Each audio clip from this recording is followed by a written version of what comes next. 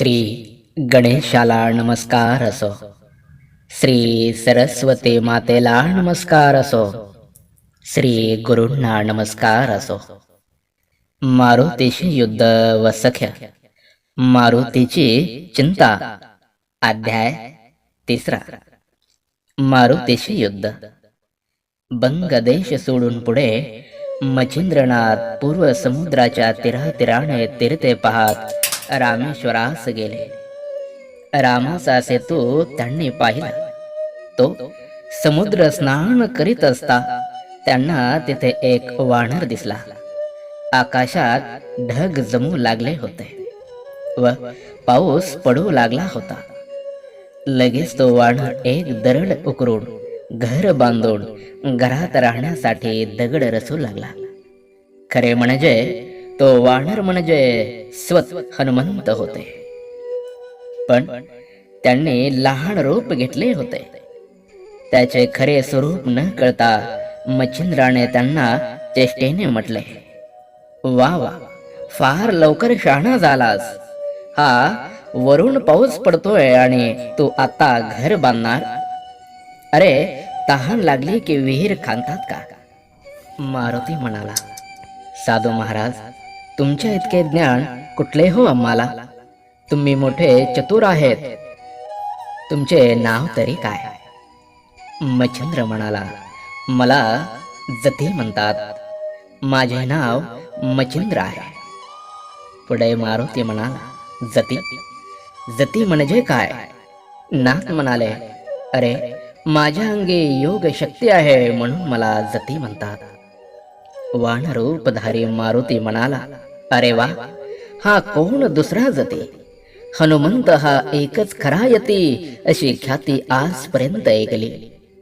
हनुमंताजवळच मी राहत असे म्हणून मला त्याच्या शक्तीचा 1000वा हिस्सा तरी प्राप्त झाला आहे. तुझी शक्ती केवढी आहे ती दाखव. ती पटली तरच तू जती, नाही तर ते नाव टाकून दे. मी पण माझा प्रताप दाखवतो. मच्छिंद्राने ते आव्हान स्वीकारले व म्हटले, मान्य आहे. तू तुझा प्रताप दाखव. जय अलख निरंजन, जय दत्तगुरु. हनुमंत लगेच पर्वतापलीकडे गेले व त्यांनी प्रचंड रूप धारण करून एक पर्वत उचलून नाथावर फेकला. मारुतीचे खरे रूप माहीत नसलेले मच्छिंद्र तो कोसळणारा पर्वत पाहून समजून चुकले की हा वानर म्हणजे प्रत्यक्ष मारुतीच आहे. त्यांनी लगेच भस्म चिमूट हातात धरली व स्थिर हो, स्थिर हो असा आदेश त्या पर्वताला दिला. तेव्हा तो पर्वत अधांतरीच तरंगत राहिला. तिकडे मारुती डोंगरामागून डोंगरे फेकू लागले व ते सर्व अंतरिक्षातच तरंगू लागले. तेव्हा हा योगी आटोपत नाही म्हणून खवळून मारुती हातात डोंगर धरून त्यांच्यावर उड्डाण करू आले.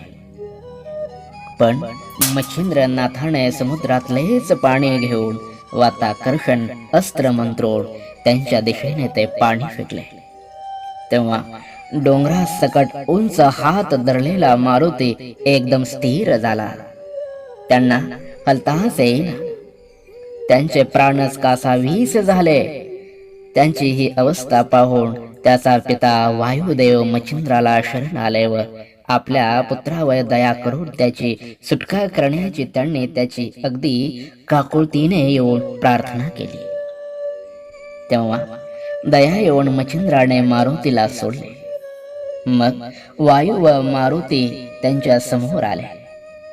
वायू मारुतीला म्हणाला, मुला, या सिद्धाने आपल्याला बांधून टाकले, कारण त्यांच्याजवळ गुरुभक्तीचे अमोघ सामर्थ्य आहे. ईश्वर, गुरु व मंत्र यांची वाणी अमोघ असते. गुरुभक्ती व ईश्वर भक्ती मनुष्याला कोणत्याही संकटातून पार पाडते. चल, आपण त्यांच्याजवळ सख्य करू.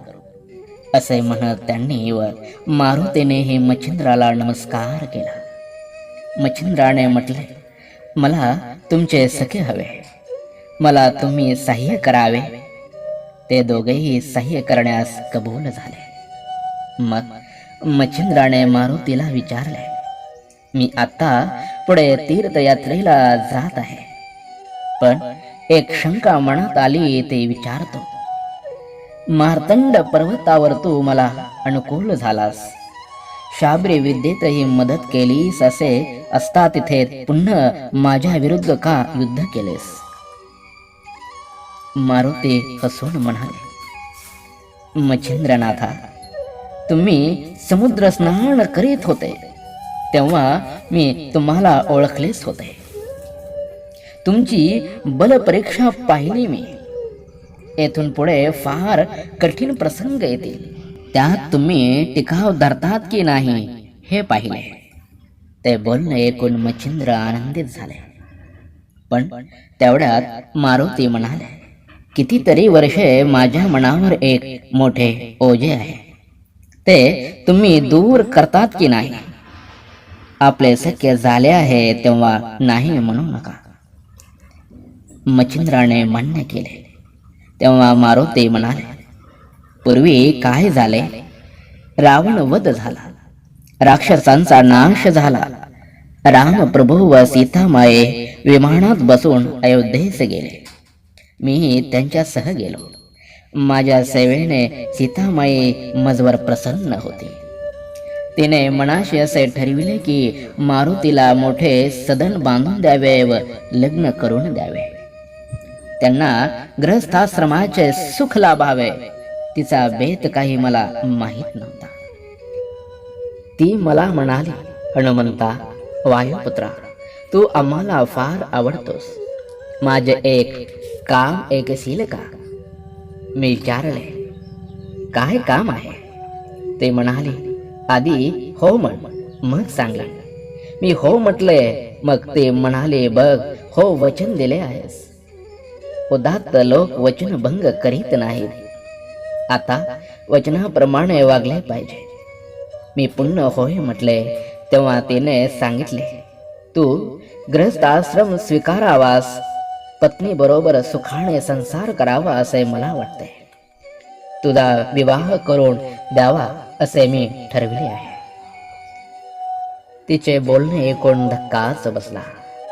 मी रामप्रभू जवळ रडत रडत माझे गऱ्हाणे सांगितले. तर ते म्हणाले, हनुमंता, तू चिंता करू नको. प्रत्येक युगाच्या चौघडीत आपल्याला जन्म घेऊन ठरविलेले कार्य करायचे असते.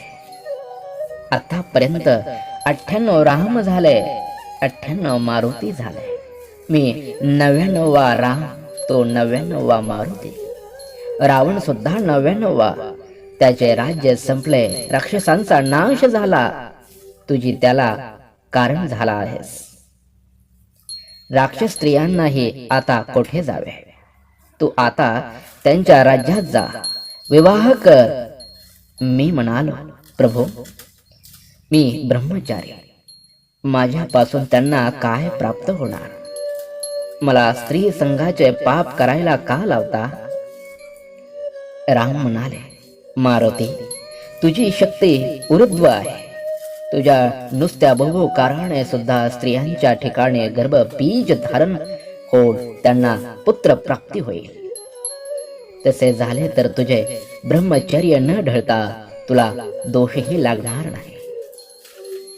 राम प्रभूने अशा रीतीने जरी सांगितले तरी माझे मन तयार होईना. पण राम व सीता यांनी मला स्त्री राज्यात जायला लावले. तो देश पर्वत वैशिष्ट होता. तिथे सर्व स्त्रियांच होत्या.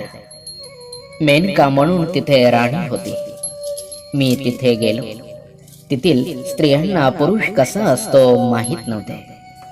माझ्या बहुकाराने मेनकेस व इतर स्त्रियांनाही गर्भ राहिले व पुरुष संतती प्राप्त न होता कन्या प्राप्त झाल्या. मेनकेने मात्र माझ्याजवळ प्रत्यक्ष अंगसंग करण्याचा हट्ट धरला. पण जन्मापासूनच अचल व अभेद्य सुवर्ण कोपीन धारण केलेला मी, तिची इच्छा पूर्ण करणे मला अशक्य होते.